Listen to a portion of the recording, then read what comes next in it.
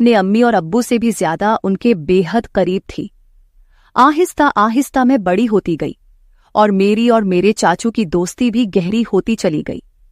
इस वक्त मैंने नई नई जवानी में कदम रखा था और अपनी सहेलियों से मर्द और औरत के बीच के रिश्ते के बारे में नई नई बातें सुनी थी।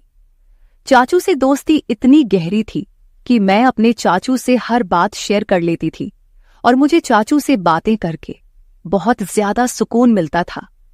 फिर एक रात अम्मी अब्बू घर पर नहीं थे तो चाचू के सर में बहुत ज्यादा दर्द था। चाचू ने मुझे कहा, अंजलि जरा चाय बनाकर मेरे कमरे में ले आओ। मैंने जल्दी से चाय बनाई और चाचू के कमरे में चली गई। चाचू ने चाय साइड टेबल पर रखने को कहा। मैं चाय टेबल पर रखकर वापस जाने लगी थी कि चाचू ने मुझे पकड़ लिया और कहने लगे कि आज घर पर कोई भी नहीं है, तुम्हें अपने कमरे में डर लगेगा, इसलिए आज मेरे पास ही लेट जाओ। मैं तुम्हें एक वीडियो दिखाता हूं। चाचू ने मुझे अपने बिस्तर पर लेटने को कहा। मैं चाचू के बिस्तर पर लेट गई। चाचू मुझे वीडियो दिखाने लगे। उस वीडियो को देखकर मेरी आंखें हैरत से फटी की फटी रह गई और फिर चाचू मुझे बोले, चलो हम दोनों भी मिलकर ऐसे ही। हेलो दोस्तों, स्वागत है आप सभी का हमारी एक और रोमांचक कहानी में। उम्मीद करती हूं कि आपको यह कहानी बेहद पसंद आएगी। मेरा नाम अंजलि है और मेरी उम्र 15 साल है। अभी मैंने 9th क्लास पास की है। मुझे पढ़ने का बहुत शौक था, लेकिन मेरे अब्बू मेरी पढ़ाई के खिलाफ थे। मैंने अम्मी और चाचू से कहा कि मैं आगे पढ़ना चाहती हूं, तो आप दोनों प्लीज मेरी मदद करो और मेरे अब्बू को राजी करो। अम्मी ने अपनी तरफ से बहुत कोशिश की, लेकिन अब्बू नहीं मान रहे थे, क्योंकि उनका कहना था कि आजकल कॉलेज में पढ़ाई कम और आशिकी ज्यादा चलती है। तभी मेरे चाचू ने अब्बू को समझाया और एक तरफ से मेरी गारंटी ले ली कि मैं ऐसा कुछ भी नहीं करूंगी और सिर्फ पढ़ाई करूंगी। तब जाकर अब्बू मेरे कॉलेज जाने के लिए मान गए और चाचू से कहा कि आज से अंजलि की जिम्मेदारी तुम्हारी है। अगर उसने कुछ उल्टा सीधा काम किया जिससे इस घर और खानदान पर कोई दाग लगा, तो अंजलि के साथ साथ तुम्हारी भी खैर नहीं है। चाचू ने अब्बू से कहा कि भाईजान, आप फिक्र ना करें, मैं अंजलि की हर हरकत पर नजर रख लूंगा। मुझे इस वक्त पता नहीं था कि चाचू के दिल में क्या है और वह मेरी इतनी हिमायत क्यों कर रहे हैं। लेकिन मजे की बात तो यह हुई कि मैंने कभी सोचा ही नहीं था कि मेरी चाचू के साथ दोस्ती इतनी आगे तक चली जाएगी। फिर कुछ ही दिनों में चाचू ने मेरे साथ जाकर मेरे कॉलेज में दाखिला करवा दिया। पहले पहले तो मैं खूब दिल लगाकर पढ़ाई करने लगी और कॉलेज में किसी के साथ ज्यादा फ्री नहीं होती थी। जो भी कॉलेज में होता वह रात को मैं चाचू को घर आकर बता देती। चाचू भी मेरे साथ बहुत ज्यादा फ्री होने लगे थे और मुझे लगता कि वह मुझे बहुत अजीब नजरों से देखते हैं, क्योंकि मेरी चाची गांव में रहती थी और चाचू नौकरी के सिलसिले में हमारे घर पर ही रहते थे। फिर कॉलेज में मेरी दोस्ती एक लड़की से हो गई, जिसके साथ दोस्ती करने के बाद मेरी जिंदगी बदलने लगी, क्योंकि उस सहेली ने मुझे बताया कि उसकी मंगनी हो चुकी है। उसने मुझे एक दिन अपने मंगेतर से मिलवाया भी था। मेरी सहेली ने मुझे बताया कि हमारी अब शादी तय हो चुकी है, इसलिए हम दोनों अपने रिश्ते में पूरी तरह से खुल चुके हैं। हम दोनों में कोई पर्दा नहीं है। इसके बाद मैं अपनी सहेली से वह सब कुछ जानने की कोशिश करती, जिसे जानने की शायद मेरी अभी उम्र भी नहीं थी, या फिर मेरी उम्र ऐसी थी कि मैं यह सब बातें जानकर आसानी से गलत रास्ते पर चली जाती। और फिर ऐसा ही होने लगा। मुझे भी उन बातों में दिलचस्पी होने लगी। मेरी किसी लड़के से तो दोस्ती नहीं थी, इसलिए मैं जब भी ऐसी बातें सोचती तो मेरे दिमाग में खुद ब खुद चाचू का ख्याल आ जाता और फिर मैं अपने दिमाग को झटक देती और खुद को कहती कि अंजलि, यह सब क्या है? ये क्या बेहुदा बातें सोच रही हो? वह मेरे चाचू हैं, लेकिन फिर चाचू की बातें और उनका रवैया भी मेरी इस सोच को बढ़ावा देता रहता था। लेकिन चाचू के दिल की बातें मैं अभी तक जान नहीं पाई थी। कभी कभी तो मुझे लगता था वह भी शायद मेरे बारे में यही सब सोचते होंगे, लेकिन कभी कभी उनका रवैया मुझसे बहुत ज्यादा सख्त हो जाता था और वह मुझे याद दिला देते थे कि तुम्हारे अब्बू कितने सख्त हैं और अगर तुमने कोई भी गलती की तो तुम्हारे साथ साथ मेरा भी बुरा हाल कर देंगे। उनकी यह बातें सुनकर मैं खुद को कंट्रोल करती, लेकिन कहते हैं ना, कि जवानी तो अंधी होती है। जवानी तो ऐसी ही है जैसे सर्दी में आग जल रही हो तो हाथ गर्म कर ही लिया जाता है। मैं जैसे ही कॉलेज जाती फिर वही सब बातें सुनने को मिलती। फिर मैं कॉलेज से घर वापस आकर अपने दोस्तों की बताई हुई बातों को सोचने लगती। उस दिन मेरे चाचू जॉब से घर वापस आए तो आकर बैठ गए और कहने लगे, क्या सोच रही हो अंजलि, वह भी इतनी गहराई से। मैंने चाचू की तरफ एक अदा से देखा और उनसे कहा, चाचू आपको पता है मेरी दोस्त ने मुझे आज क्या बताया है। हर बार की तरह आज भी मैं चाचू से अपने दिल की बात शेयर करने लगी। मेरी बचपन से आदत थी कि मैं अपनी हर बात चाचू को बताती थी, फिर वह चाहे कैसी भी बातें क्यों ना हो। चाचू भी मुझे ऊपर से नीचे तक देखते हुए बोले, हाँ बताओ, क्या बताना है तुम्हें, तुम्हारी दोस्त ने तुम्हें क्या बताया है। मैंने उन्हें कहा, मेरी दोस्त मुझे बता रही थी कि इंटरनेट पर बहुत किस्म की वीडियो होती है जिन वीडियो में हर तरह की मालूमात मिल जाती है।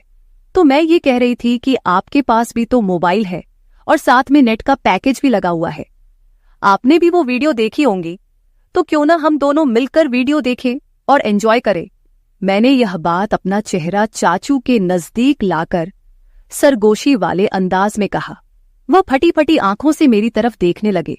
मुझे लगा जैसे वह मुझे अच्छी तरह से डांट लगाएंगे, लेकिन फिर अचानक उन्होंने मुझे बड़े गौर से देखा और फिर शायद दिल ही दिल में कुछ फैसला किया और फिर वह मुस्कुरा पड़े और मुझे सरगोशी वाले अंदाज में कहने लगे, देखो अंजलि, ऐसी बातें अपने अब्बू के सामने मत करना, वरना तुम्हारा बाप तुम्हारा तो बुरा हाल करेगा ही, मगर साथ में मुझे भी घर से निकाल देगा, क्योंकि मैंने तुम्हारी जिम्मेदारी ली हुई है और फिर मेरे लिए रहने का प्रॉब्लम हो जाएगा। बाकी रही वीडियो देखने की बात, तो तुम रात के वक्त मेरे कमरे में आ जाना, मैं तुम्हें हर किस्म की वीडियो दिखा दूंगा। चाचू की आंखों में एक चमकीली शरारत थी जो इस वक्त मुझे समझ नहीं आ रही थी। इसके बाद चाचू अपने कमरे में चले गए और मैं पढ़ाई करने लगी और आने वाले वक्त के बारे में सोचने लगी। अब मेरा दिल किताबों में नहीं लग रहा था और बस रात को क्या होगा यही सोचने लगी। लेकिन पढ़ाई करना भी जरूरी था, क्योंकि पढ़ाई के मामले में चाचू बहुत ज्यादा सख्त थे और मुझे कहते थे, सबसे पहले तुम्हारी पढ़ाई और बाकी मौज मस्ती बाद में है। और उनका कहना था कि अगर तुम पढ़ाई में भी अच्छी रहोगी तो तुम्हारे अब्बू भी समझेंगे और तुम्हारी आजादी के दरवाजे तुम्हारे लिए खुलते चले जाएंगे। उनकी यह बात मुझे भी बिल्कुल ठीक लगती थी, इसलिए मैंने अपने दिल से सारी बातें निकाली और मन लगाकर अपना कॉलेज का काम करने लगी और जल्दी जल्दी सारा काम खत्म कर दिया। जैसे जैसे रात करीब आ रही थी, मेरे दिल में भी हलचल हो रही थी। फिर जब मैं सारे कामों से फारिग हुई तो रात को आराम से मैं चाचू के कमरे में चली गई। मैं जब कमरे में गई तो चाचू लड़कियों की मैगजीन देख रहे थे।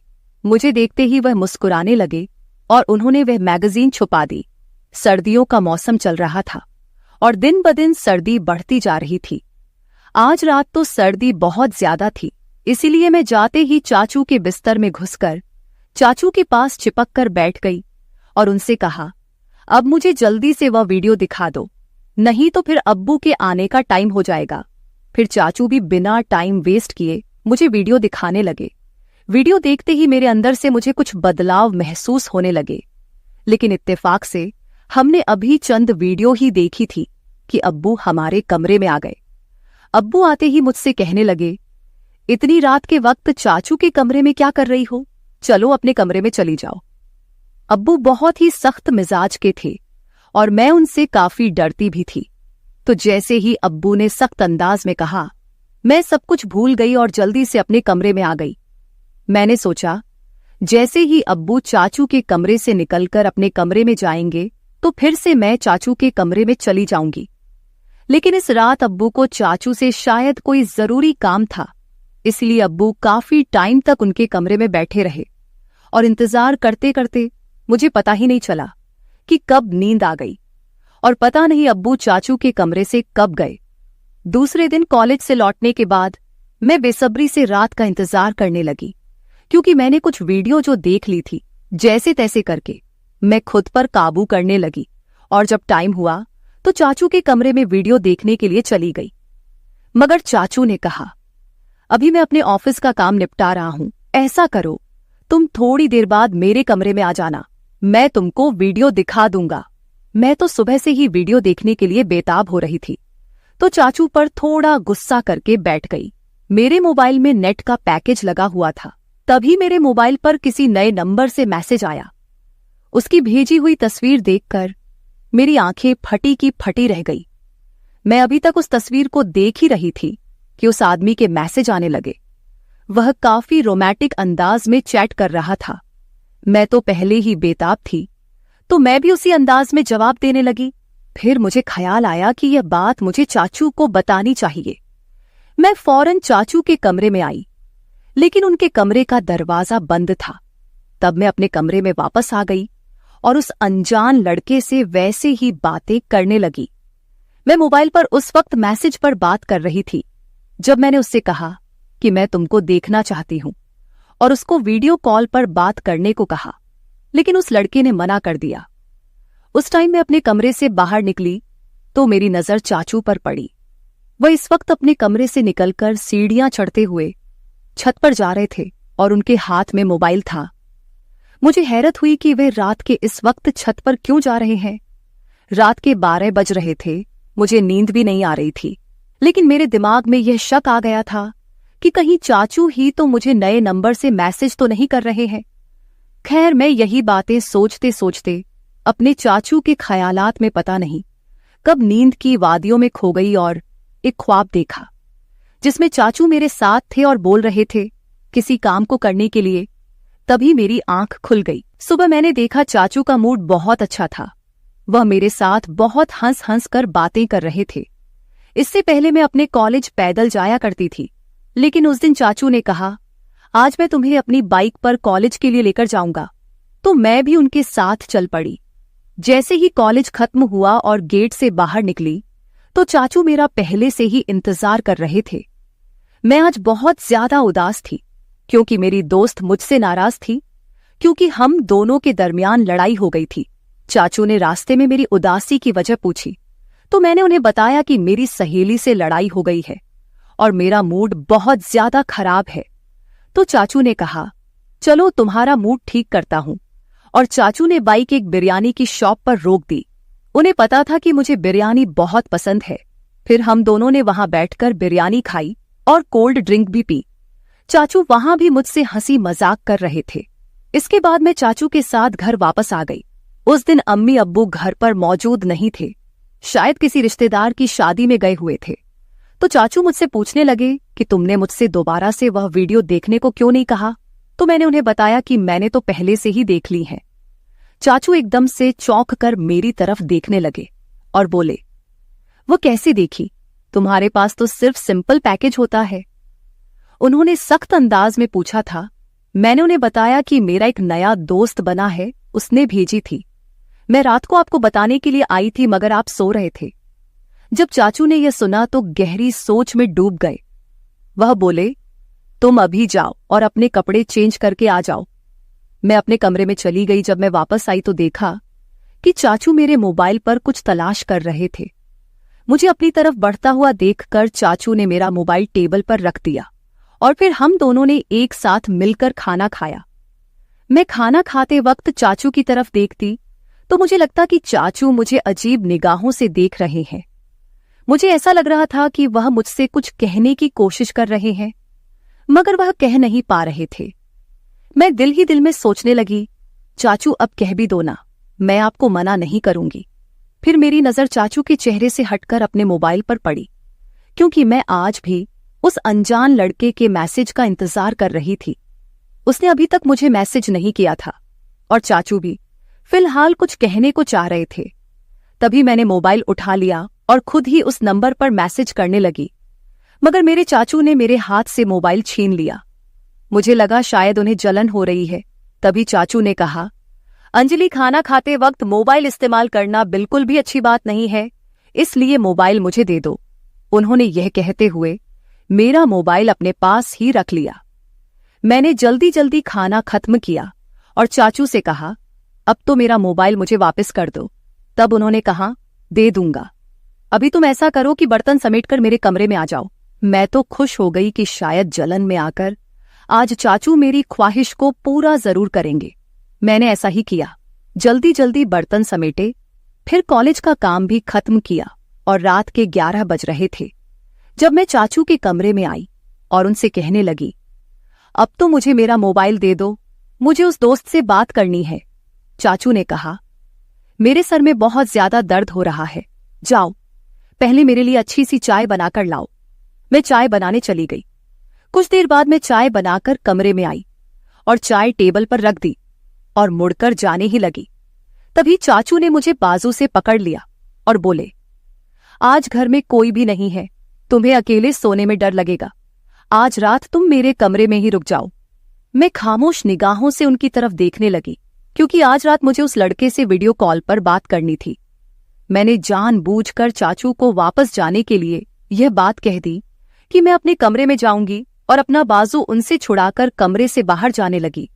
मगर चाचू ने मुझे जाने से रोक दिया और बोले, मैंने जो कहा है उतना ही करो। उन्होंने सख्त लहजे में कहा था और मुझे अपने बेड पर लेटने को कहा। मैं भी डर के मारे चाचू के पास ही रुक गई। वह काफी देर तक तो मेरा मोबाइल इस्तेमाल करते रहे और मुझे सोने भी नहीं दिया। फिर चाचू ने मेरे साथ जो व्यवहार किया वो मैं कभी सोच भी नहीं सकती थी। रात के 12 बजे तो उन्होंने मुझे कहा, तुम देखना चाहती हो ना कि वह लड़का कौन है जो तुम्हें वीडियो और तस्वीर भेजता है।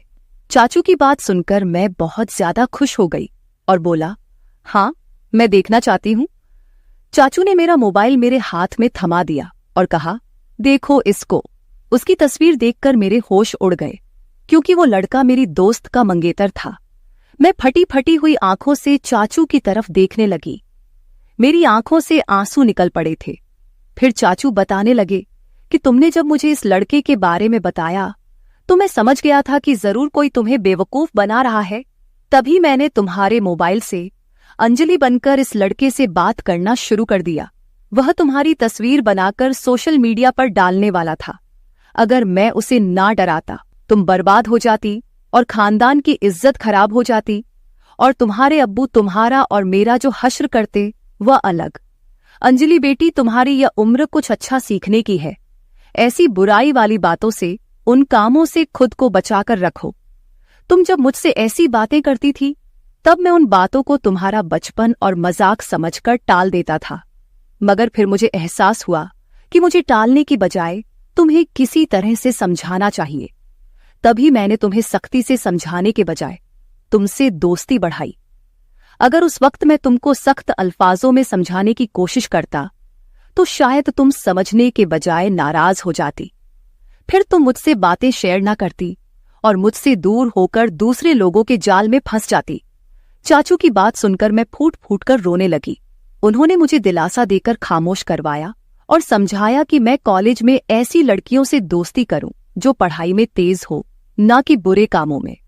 मैंने चाचू से कह दिया कि मैं अब सिर्फ अपनी पढ़ाई पर ध्यान दूंगी, ऐसी लड़कियां और लड़कों के बुरे कामों में अब बिल्कुल भी नहीं पढ़ूंगी। दोस्तों, आज के दौर में माँ बाप अपने बच्चों को अपने साथ हर बात शेयर करने की इजाजत नहीं देते। ये उनके साथ बहुत बड़ी नाइंसाफी है।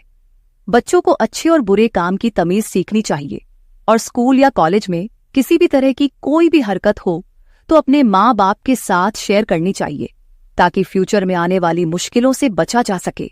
हर माँ बाप को अपने बच्चों को सही और गलत में फर्क बताना चाहिए और उनके हर कदम पर नजर रखनी चाहिए, ताकि अंजलि की तरह उनकी और उनके घर वालों की इज्जत महफूज रहे। तो मेरे प्यारे दोस्तों, इस मामले में आपकी क्या राय है, कमेंट करके जरूर बताएं।